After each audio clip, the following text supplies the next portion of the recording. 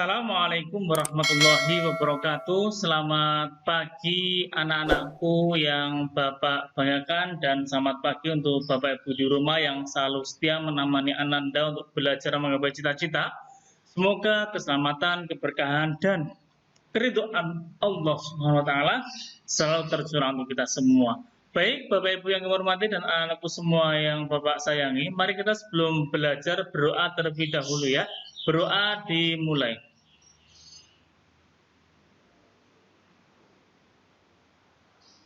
Berdoa selesai. Baik anak-anak, kita hari ini akan belajar terkait dengan ini. Tema 3, subtema 2, pembelajaran 4. Yuk kita lihat apa yang akan kita fokuskan kali ini.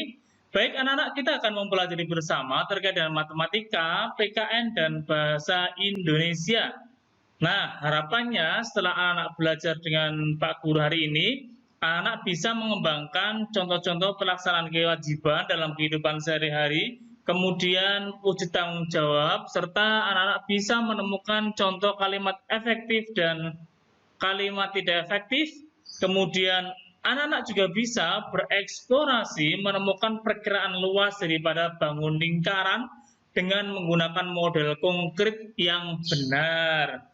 Baik anak-anak, yuk kita lanjutkan. Sudah fokus ya hari ini? Nah, jangan lupa sarapan, jaga kesehatan, jaga imunitas, dan jaga iman anak-anak ya. Baik anak-anak, nah kapan? Oke, ayo menulis di sini ya. Pada pertemuan sebelumnya, anak-anak sudah belajar tentang mau jam. Nah, Pak Guru tanya, apakah anak-anak pernah datang terlambat? Ya, datang ke sekolah itu sama harus tepat waktu, katakanlah. Jam 7 Pak, ya janganlah sebelum jam 7 harus sampai sekolah. Nah, datang tepat waktu ibarat kata itu sama dan meraih cita-cita juga tepat waktu. Nah, datang tepat waktu ke sekolah adalah salah satu bentuk kewajiban kita sebagai seorang pelajar ya. Nah, kita tidak melaksanakan kewajiban itu akan membuat orang di sekitar kita tidak nyaman. Artinya kalau kita tidak tepat waktu datang ke sekolah, teman-temannya terhambat belajarnya, Pak Guru, Bu Guru juga akan memulai belajar molor ya. Nah, kenapa? Karena masih menunggu temannya yang terlambat. Baik anak-anak, nah dalam buku tersebut, anak-anak sudah ada daftar pertanyaan. Kapan kamu datang terlambat ke sekolah? Silakan anak-anak jawab di situ, agar anak-anak bisa merefleksikan bagaimana rasanya datang terlambat. Terus jangan bilang, aku tak coba ah, nah gitu jangan ya. Baik anak-anak, ingat disiplin ya, harus disiplin. Datang tepat waktu, ibarat kata kita akan meraih cita-cita tepat waktu juga. Jadi kita mempunyai masa depan cerah. Amin ya. Baik, berikutnya anak-anak, amati gambar berikut. Nah, sudah ya, diamati ya. Apa dampak dari yang mereka lakukan? Ada gambar 1, gambar 2, gambar 3. Pak Guru tidak akan membandingkan, Pak Guru cuma menghantarkan anak-anak untuk menjawab dan membuat pernyataan tentang kegiatan 3 temanmu itu dalam gambar ya. Silahkan, di situ ada tabel, nanti tabelnya tolong dilengkapi. Tabel yang pertama, misalnya terkait dengan apa kewajibannya, masa kok pelajar buang sampah, hari gini nyampah, apa kata dunia, nah gitu ya. Nah, jadi anak-anak tolong yang lebih baik nanti dalam memberikan pernyataan, ada tabel yang harus anak-anak kerjakan di situ ya. Tabel 1 untuk gambar 1, tabel 2 untuk gambar 2, tabel 3 untuk gambar 3. Nah, di situ misalnya Pak Guru contohkan, nah tidak apa-apa ya. Di gambar 2, nah anak-anak amati, kira-kira posisi duduknya baik apa tidak? Apa dampaknya bagi diri sendiri? Nah, anak-anak di kelas 5 sudah pernah belajar tentang kelainan kalau kita duduk sembarangan dan sebagainya ya. Silakan dinikmati di tabel yang ada di buku tema 3 yang harus anak-anak kerjakan. Oke anak-anak, berikutnya adalah ini. Ya, ayo berlatih. Beberapa waktu yang lalu, anak-anak sudah belajar materi tentang kalimat efektif. Dalam teks si kotak ajaib, ada beberapa kalimat tidak efektif. Nah, apa itu kalimat efektif? Kalimat efektif adalah kalimat yang mengungkapkan gagasan sehingga mudah dipahami. alias kalimat yang menggunakan struktur ejaan yang benar dan sebagainya. Cirinya adalah satu di sini ya, ada beberapa contoh. Hanya satu, ding Pak. Nah, nggak apa-apa. Tidak menuliskan kata yang bermakna sama, alias pemborosan kata. Contohnya, para tamu-tamu duduk di kursi. Itu ada di teks si kotak ajaib ya. Jadi, para tamu-tamu duduk di kursi. Perhatikan kata para. Apa makna di kata para? Tamu-tamu, apa makna kata tamu-tamu? Para itu menunjukkan banyak. Nah, itu ada kan? Tamu-tamu juga menunjukkan banyak. Kita dapat menghilangkan salah satu, gunakan salah satu saja. Tamu-tamu duduk di kursi. Atau para tamu duduk di kursi. Itu contoh. Nah, sekarang anak-anak bisa menjawab pertanyaan yang ada di buku dengan mencari kalimat yang tidak efektif pada si kotak ajaib, terus rubahlah menjadi kalimat efektif. Nah, ini Pak Guru beri contoh lagi kalimat efektif dan tidak efektif. Mereka tidak bertengkar, tetapi mereka berdiskusi. Loh, kok tidak efektif, Pak? Kenapa? Subjeknya ganda. Nah, itu ada tanda pingnya ya. Mereka tidak bertengkar, tetapi diskusi. Gunakan salah satu. Sangat beruntung sekali nasib orang itu.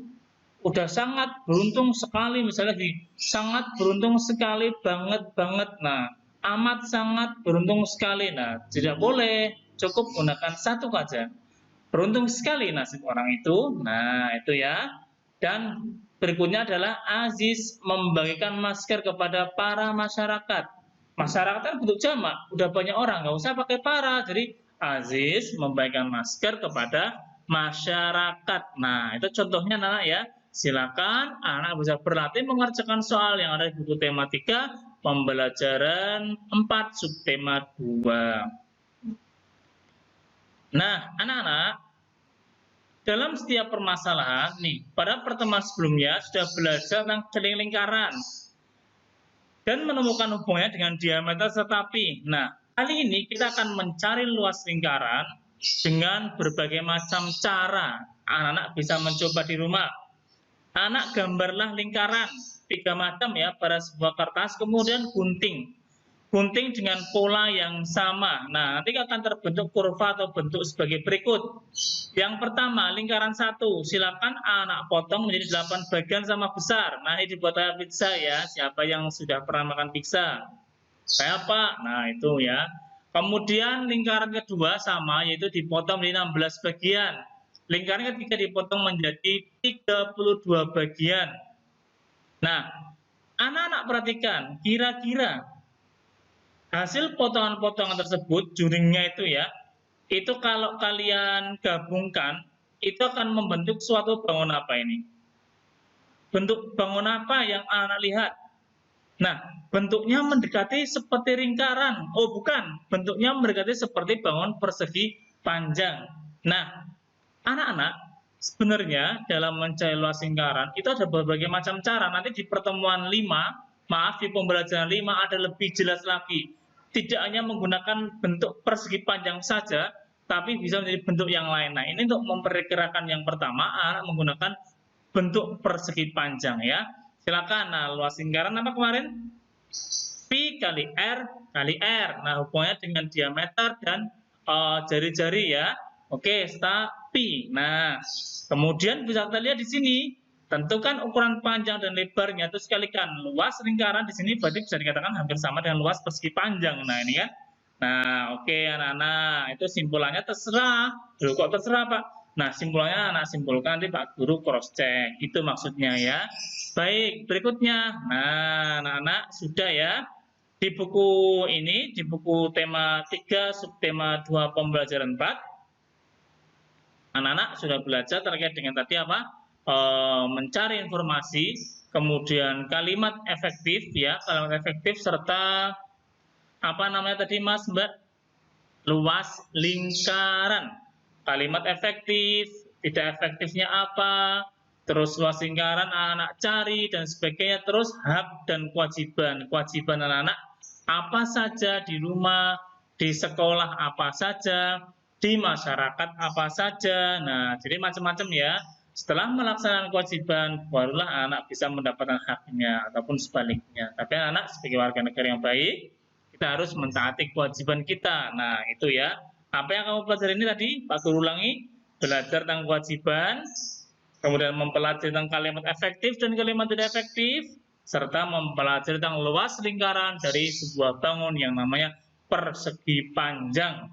Nah, oke anak-anak, sampaikan kepada papa, mama, bapak, ibu di rumah, kita harus disiplin waktu ya, jangan sampai terlambat, dan mintalah kepada mama, bapak di rumah, bagaimana cara kita agar bisa disiplin waktu. Ingat, waktu tidak bisa terulang lagi, karena waktu itu sangat berharga ya.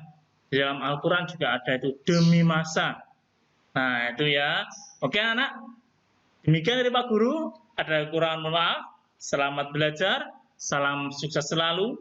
Mari tetap semangat, jaga kesehatan, jaga iman, jaga imun, hormati orang tua, hormati guru, laksanakan kewajiban, dan tentu kita akan menjadi generasi yang cerdas dan berkarakter. Jangan lupa sholat bagi yang muslim, jangan lupa beribadah bagi semuanya ya. Tolong saling menghormati dan saling mendoakan dalam kebaikan. Terima kasih anak. Demikian, assalamualaikum warahmatullahi wabarakatuh.